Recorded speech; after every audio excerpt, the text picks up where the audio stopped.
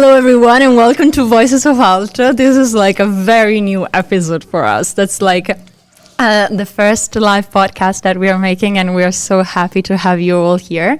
Thank you very much for staying here. And as I was saying, you do have the chance as well to have a question, to make a question directly to the Professor Peter. And again, thank you very much, Professor, for staying here and taking, this great opportunity, I would say. It is. And please introduce yourself. Even though I might know some of the folks in front of me, so I'm a Bostonian. I was born in Boston, schooled in Boston, married in Boston, everything in Boston. And I kind of laugh a little bit because people think I have an accent. I'm from this country, so everybody in front of me has an accent. I do not, by the way. From school, my background is in marketing from Boston College. I have a degree from Suffolk University in international marketing, and I have an operations degree from Villanova University in Six Sigma. And I only went to school fundamentally when I found out that your GPA could equal money. Okay. So I tell people the story, and even though Carl is here, my GPA my freshman year was 2.65. My GPA at my MBA was 4.1, and my operations degree was 4.2. Wow. But no one told me that, by the way, if you did pretty good in school, you might make more money. Now we know, guys, yes. So be good at school, please. So please study. Take your notes. Class. But from that, I got married. We have 5 children somewhere. And with a non-Bostonian girl. yes, So, my wife is very Irish. Not that Bostonian then. we are spicing it up then. Yeah. Everybody that's ever been in my class knows my wife. By the way, her birthday is Friday the 28th. Remind me. Okay, I will. Just in case I'm something taking happens. notes right now. It's going to be a big I'll send you problem an to understand. invitation on Outlook. I appreciate that so much. But being a Bostonian, you don't move that much. So I haven't moved, within 20, 25 miles from where I was born, so to speak, and that's kind of a Bostonian thing. I have traveled. Mm-hmm. I've worked for 4 startups. I've worked for Raytheon Corporation, IBM, 8 Automatic Data Processing, Xerox Corporation. So I've lived in Dallas. I've lived in London. I've lived in France. I've lived in parts of South Korea. So not one of those guys just wears a Patriots shirt and just hangs around the city. I see Patagonia here, indeed. Yes, that's true. I was about to wear the same one. Literally, I was about to. By the do way, the this same is one. the prototype for the vest for Hult. This will eventually say Hult International School of Business, and on the back it will say Hult. I ordered 100 of them, but they weren't ready to. But I thought I'd wear it just to get it going. One of the students does Well, that. we're so happy to have you here. Well, thank you thank for you. making the time. Thank you, everyone, for coming. We've heard a lot of good things about you. Really? Yeah. That's great. You don't think so? It depends. So I'm not the average academic teacher. We heard about that, Yeah, yes. I'm more of a practitioner, so I never really consider myself to be a professor. So every time someone says Professor Bagley, I kind of look around, trying to find out if he's here or she's here. But I'm a practical, realistic business person, fundamentally. Okay, so we talked a lot about, entrepreneurs, and you have been described as well as an entrepreneur. Now my question for you would be, do you consider yourself as an entrepreneur? No. Okay. No one in this building is an entrepreneur. Okay. So Sorry to disappoint you. Sorry to break some hearts, but my definition from entrepreneur is very, very strict. And I could read you the 5 Please do. characteristics. Okay, so there are 5 characteristics of an entrepreneur that you have to have. You have to have all 5, and no matter what, you cannot delete or change any of the 5. The first one is you have to be creative and have a good idea. I know everybody in front of me, and they all can do that, and so can I. You have to be able to risk something personally and financially, 100%, no matter what. You have to know that money is not the success that you're looking for. It's a whole bunch of other things. You also have to be able to start a company and run it. Mm-hmm. That's number 4. Number 5 is that you come last in every category. Your team comes first. The process comes first. Your investors come first. Everybody else is first. You're last. And if you can do all those 5 things every day, you're an entrepreneur. I see. Actually, between all of those 5, the last one is the one that really tricks me. Like that really mixed course. Like, it's interesting in the sense that a lot of people might say, oh, okay, I am the CEO, I'm an entrepreneur, and, I consider my duties before and, kind of not paying too much attention of the needs of the team. Whereas like without the team, and even this, without a teamwork couldn't have been done. So seriously, I want to saying a huge thanks to all the people that have organized it. And again, that was very, very interesting that an entrepreneur cannot be called such without one-on-one. That is correct. So now you said before that you didn't, you don't consider yourself as an entrepreneur. No, I'm trying to be. I know entrepreneurs. I've worked for, I'll give you a quick story.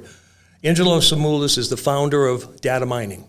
You can look him up all day. He invented data mining. I worked for him. He's a genius. He's got 2 PhDs. He's done all these 5 characteristics. And I met him at IBM in '94, and he said, I want you to run marketing. And I said, he said, you start tomorrow. He was very arrogant. I said, okay, so we're going to start tomorrow. So I've worked for them. I know what they look like. I know what they sound like. And I want to be one, and we can teach that process very clearly.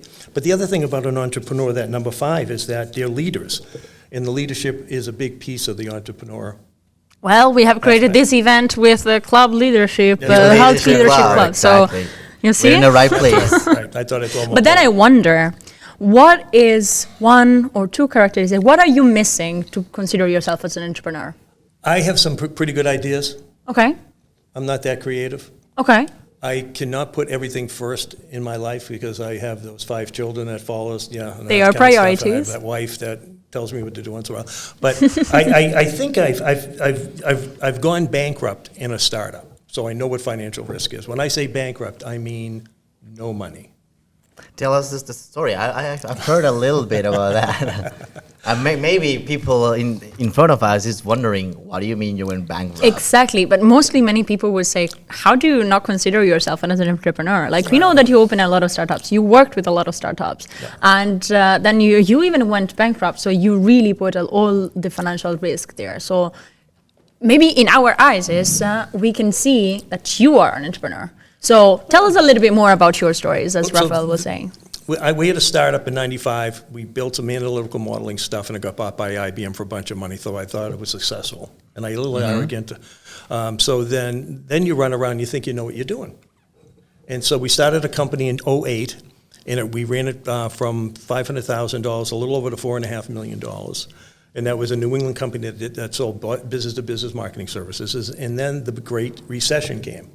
And all our investors called all their money within 30 days, which was their right. And we never thought that would happen. So we had to come up with $4.5 million in 30 days. So you're sitting around a table with 3 other partners. We're all 25% in. And we said, okay, we all have to sell our houses. We all have to sell our cars, get rid of the credit cards. Whatever we have, throw in your Rolex watch on the table.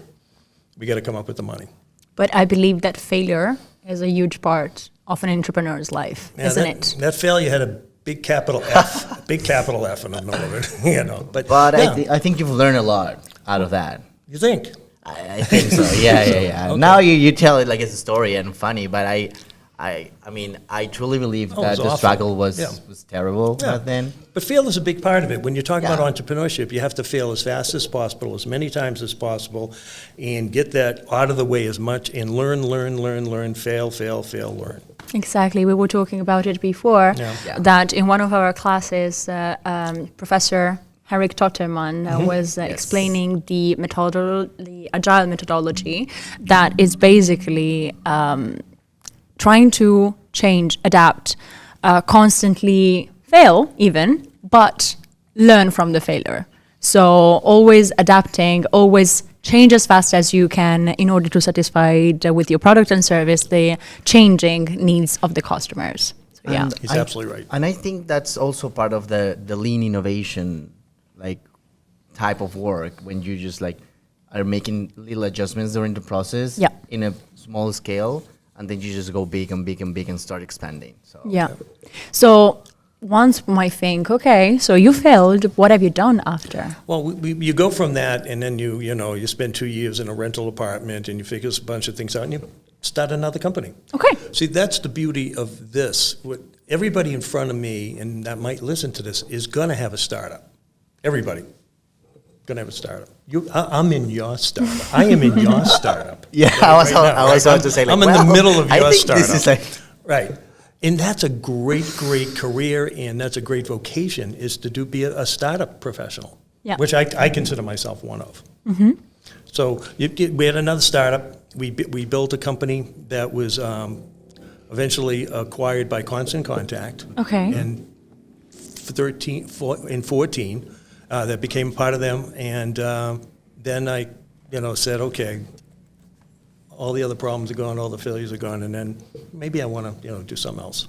So now that you've been telling us that you've been in many startups, what are your recommendations or rules to have a startup, or to start a startup, or I don't know how you say to start a startup? Well, to initiate a startup, it's very similar to the entrepreneur rules. You have a pretty good idea, and you can get it funded, and you've gone through the process of your own identification. You've built a team like you guys have. You got some funding, team we have. right? You get some funding. You steal, borrow, and get as much money as you can, and you try it.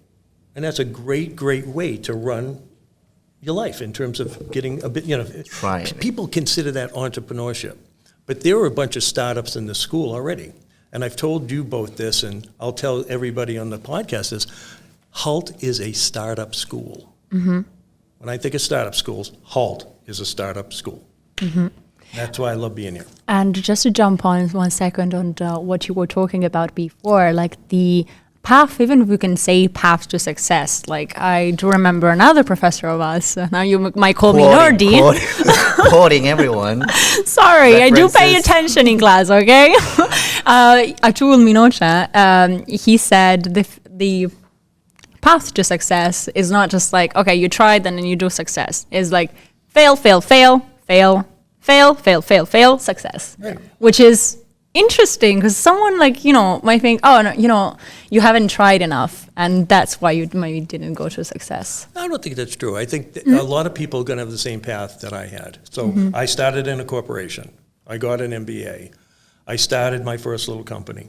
That went okay. That became the company that IBM acquired. I had 3 partners, they were great. And then you work for IBM for a couple of years. And then after you go IBM, then Evangel Samoulis or some other crazy person comes up and says, we're gonna go start something, and you go. Yeah.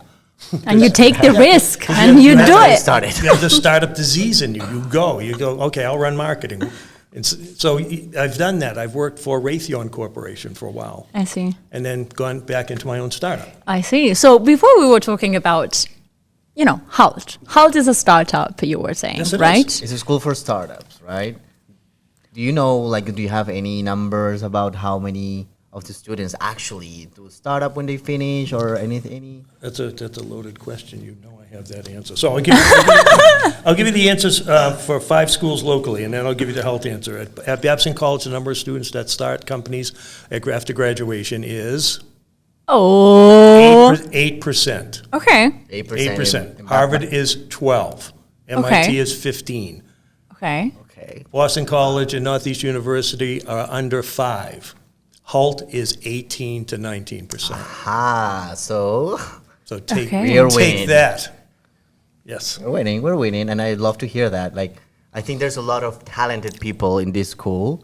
They just have to take the courage and start doing the things. Yeah, I believe that here there are so many talented people. And that's why basically we're having this podcast, because we want to listen to others' stories, others' paths and journeys, because it's so different and international in many so different ways, like culturally, but even like the path that the people have experienced before coming here. And then all of a sudden we are here in one building that's literally like the world in one building. We have all the different types of nationalities, and we tried as well.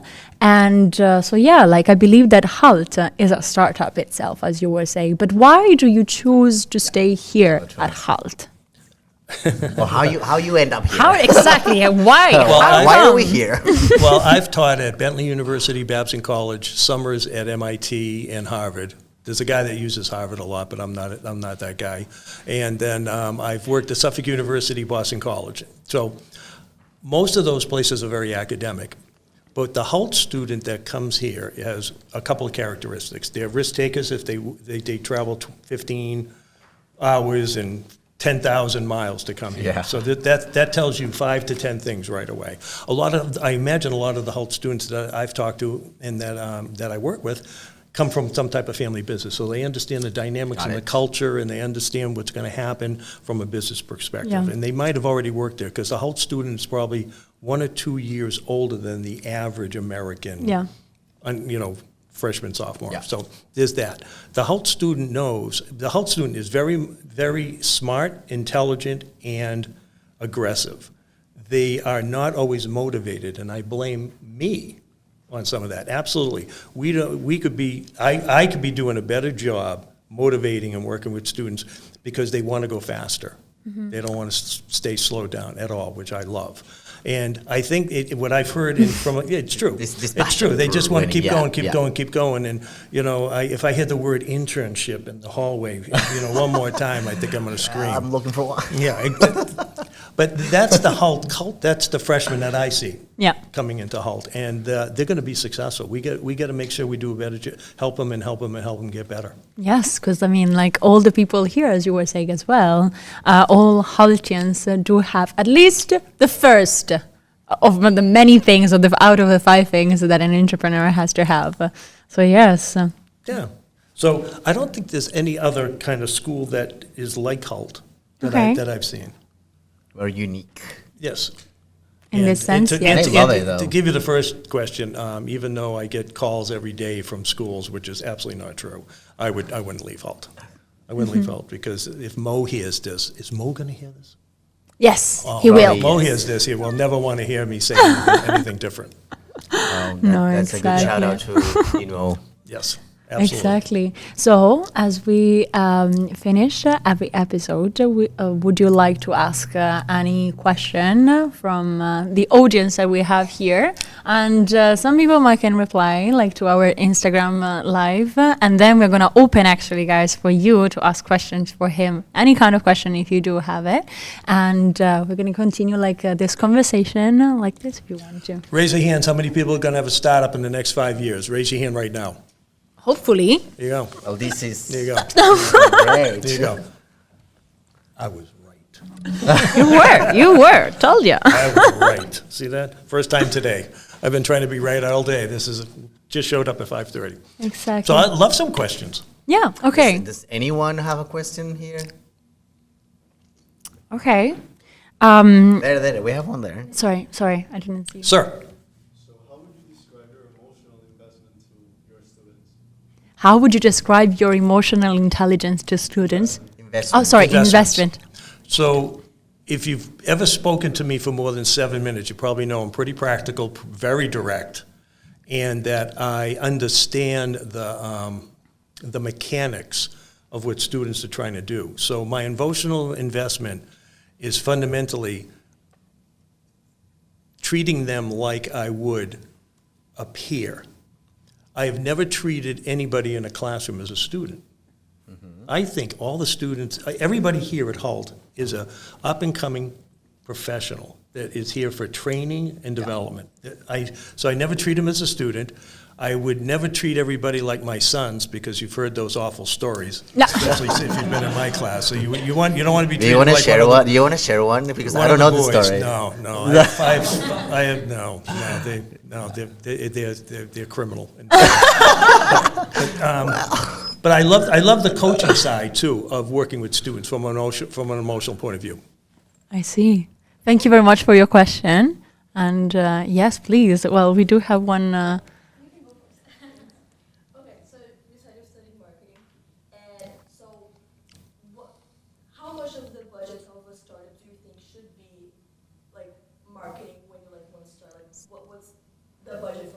So how much of the budget for the startup have to be for marketing?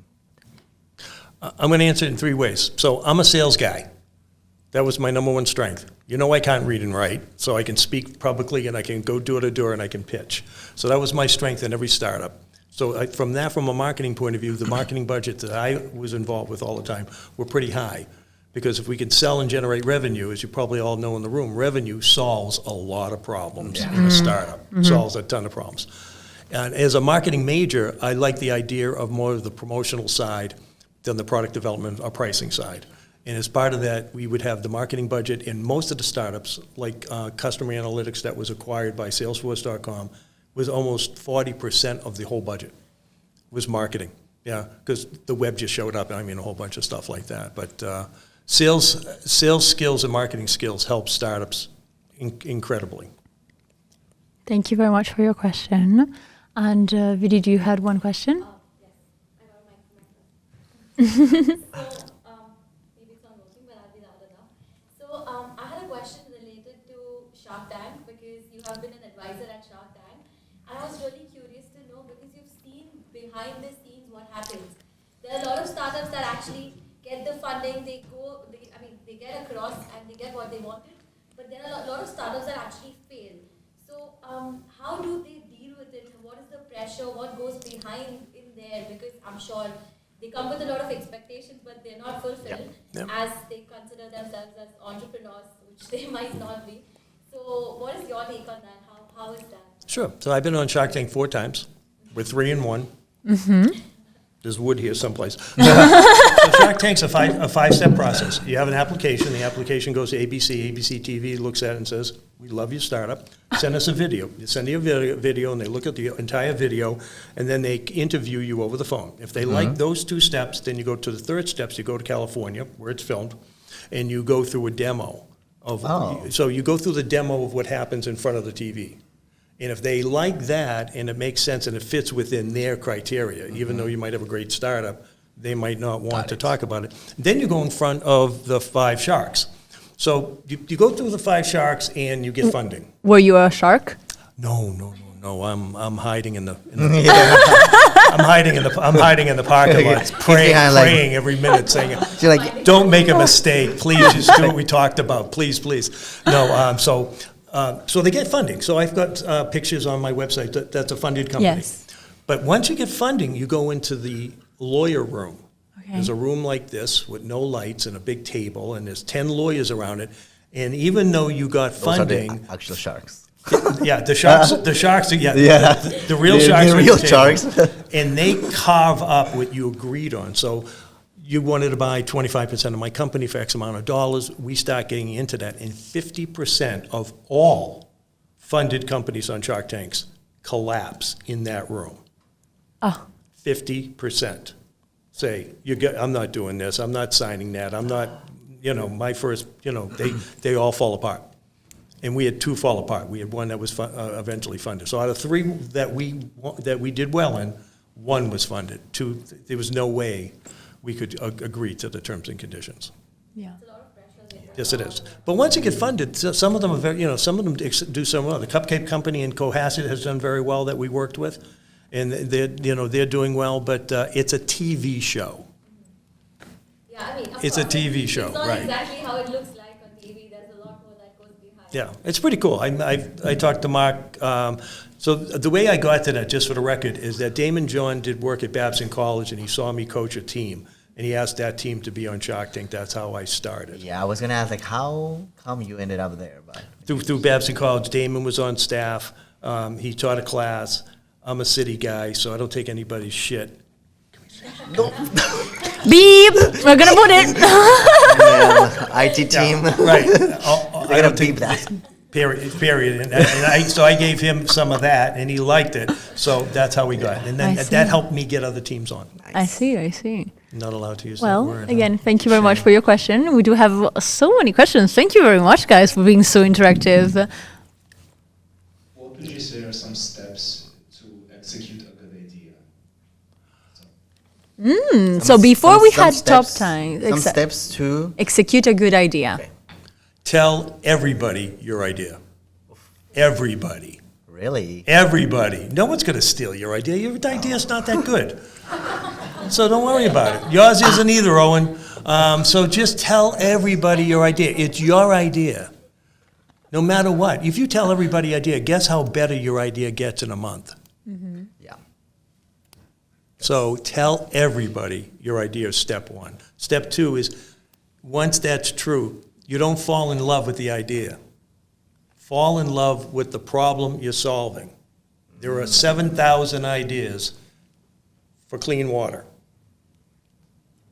You fall in love with the wrong idea, you get down that hole, you go bankrupt. Trust me. All right? So to fall in love with the problem and tell everybody your idea. So guys, take notes because I think that here a lot of people. Tell me your ideas.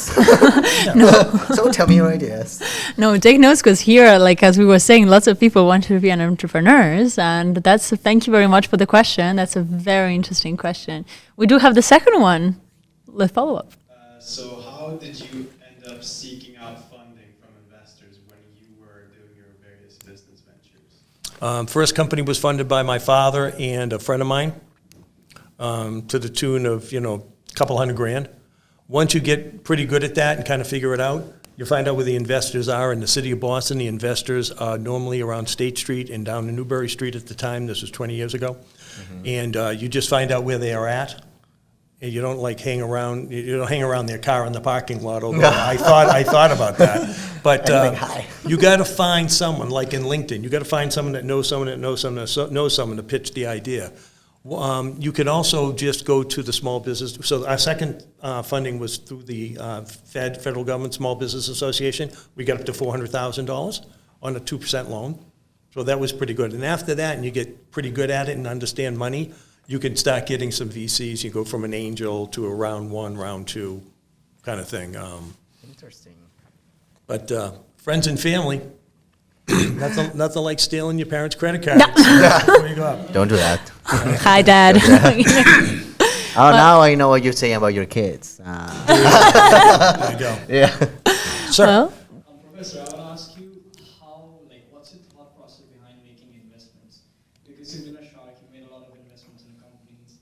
Also, when your personal investments come through, what's your thought process? How do you this is a good investment, or this looks like a good investment, but it is not? I own 4 or 5% of 5 companies. And the only reason I do is because I'm on their board of directors. I don't invest a lot in other stuff. I invest in real estate, triple deckers in Mission Hill, South Boston and East Boston. And I invest in the stock market. And then, as you well know, my wife and children take the rest of the money. So there's not much left. So, But you love them. of course I do. If I didn't, I wouldn't talk that highly about them. So I don't invest like that, but I invest in small companies that I think need a little help, and it's, $10, $15, $25,000 of investments. So I'm not an investor. Yeah. In your category, by the way, because I know you. thank you very Finance much board. for the question. Does anybody have another question? Perfect. Please, if we can pass the microphone up there.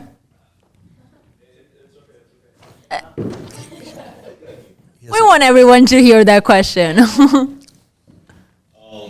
Mr. Bagley, Professor Bagley, my question is regarding how would you go towards attacking the feeling of regret both in a career level as well as in a student's life, and more specifically in the regards of an entrepreneur? Can you ask that question? You asking about regrets of The feeling of regret. How would you go towards getting rid of the feeling of regret in the life of an entrepreneur, in the career section, as well as in the student's life? Okay, I think I understand the question. I think so. My emotional package doesn't have regret kind of things in it. So I might answer your question in a different way. So one of my regrets is that I didn't study well enough maybe at an undergraduate school, right? And that 2.65 is following me around forever. Yeah, forever. One of the regrets I do have is being too arrogant, cocky when we did our fourth startup, and we went bankrupt because we didn't do the right paperwork. So the way you deal with those regrets is that you just have to learn from them. You take the lashes on your back, you take the injuries, you bounce back fundamentally, and I think this is really part of your question. How do you bounce back from maybe something from a regret point of view or something like that? Is that you have to. The word I never use that much is pivot, but I think you just shift and really start focusing on something more positive. You leave this negative piece over here and just go positive. Because when we went bankrupt, I had to take a bus home with a box of all my stuff in it from the office we just closed, which is like it's like the walk of shame. It's like the walk of shame. The real one. So I'm walking up my driveway with a box of my stuff, and my wife comes out the front door. And it's like, I can't use the words apparently that I can't wear it. So that, I had regret for about that 30 minutes, and then you got to just turn around and say, okay, what's next? We just got to fix it, because you don't have time. You're in a sinking boat. You either, get the water out, or bad stuff happens. But if I didn't answer your question, we could chat later. From that point of view. Actually, I believe that most of the people, as we were talking before, like if we don't try, you don't succeed. If you don't try, you may fail, but still, like you will never succeed. And I believe that in those kind of moments, what is really important is having people that surround you, that are there to support you in many different ways. And for example, when I see like your wife that was there, I'm sure that she was ready to go. So just for the record. Today, my wife is the general manager of a French startup pharmaceutical company. Okay, I didn't know her. Yeah, exactly. She's making money. She is making the We are gonna say happy birthday on Friday. So where are we going for the birthday? Wherever you want. She was a partner in 2 of the companies that we started. She's a marketing major out of UMass Amherst. And, after being the mother of 5 children, I figure she knew stress. So she was a perfect partner. Yeah, exactly. Yeah, I do believe a lot in resilience. Like, I think you've been through that, and I think everyone go through that, and you just have to embrace whatever happens and take the best out of it and learn. You don't have a lot of choices. Yes. Thank you very much for your question. And did I see any other hands up for a question? No, perfect, because I do have actually another question for you. I'm sorry. Well, we talked before with BD about Shark Tank, and you are an advisor. Then I know that there was so many stressful episodes, so many stressful moments, but do you recall any funny episode that happened there, or like a crazy one that happened there that will stay forever in your heart? And of course, not making any names. One of mine that I was involved with? Yours, or maybe like with someone else. I don't know. Tell us a funny story to conclude. Well, the one we lost. They lost. Exactly. Yeah, it wasn't. I'm not. I don't know these people. I don't want them. It was a infrared fire prevention company. It was out of Texas, and it was started by 3 firemen. And I helped them because I worked for Raytheon at the time, and I met them when we did a bunch of things, so I helped them. And they lit the stage on fire. Wait, what? They lit the ABC stage on fire and had to cut like 15, 20 minutes out of the taped episode. No way. All the sharks get up, get out of their chairs, they run back. There's a little fire in the middle of the thing. It starts spreading. A guy comes out with the red thing, starts spraying stuff all over the place. Oh yeah, they probably cut it down for about a half an hour to clean it up, to start it up. So that didn't get funded. Can you imagine? Wow, what a surprise! It really didn't get funded. I wonder what happened. I guess the fire retardant didn't work. I wonder though. So I've seen that, and there's a million of those stories from that thing. Yeah, because when there are so many stressful moments, so many things can happen, and of course in such big TV show as well, and when we are talking about a lot Yeah, they were asking for $500,000. Oh well, just few. Like 5%. Now they owe ABC. ABC. That's correct. Just few cents. I have one more question. If you have to recommend something to a first-year student, what would it be? Or a student on the first year? In a startup category, I hope, or what are we talking about? Just like student life. Even life. Okay. Or here in Boston, like, where should they go? I know good restaurants, but I don't think that's the point of the question. I would think that every person that comes here, so because Hult is an international place, and I think that the culture of Hult obviously is international and multi. I would think that if I was coming to Boston, I was a first-year student, I would want to see what the international people do. I'd go to my embassy. If I was from Italy, I would go to the Italian embassy in Boston as a Hult student to see what's going on.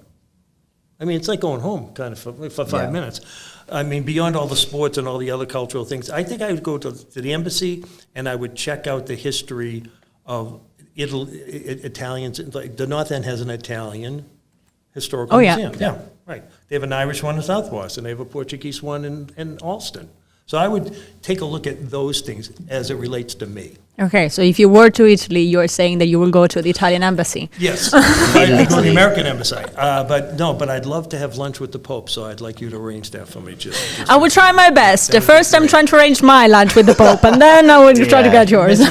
Pedro asked him to do that. So Definitely. Well, Peter, thank you very, very much. Thank you for having me. So much for being here. And thank you actually for all of you to stay here, to making all of those amazing questions. So thank you very much for showing up. And we have a little refreshment for you guys from a friend of us, Vittorio, an Italian friend, an alumni. Yes. And and when you said that, you would go to a place that reminds you home, that's actually the place that reminds me home, because Kiko is in, Titigarden, no fan to go there, it's very nice. But in the sense that really, like, he wants to bring there the Italian culture. And sometimes, when you're miles and miles away from home, guys, like, you just, like, want to feel a little bit back home. And for all the Italians people that are here, which I can't see much, but still, for all the Italian community and all the ones that want to enter the Italian community, that's a very, very nice place to go. And that's kind of my home, I would say. Yes. Well, thank you so much. Thank you very much.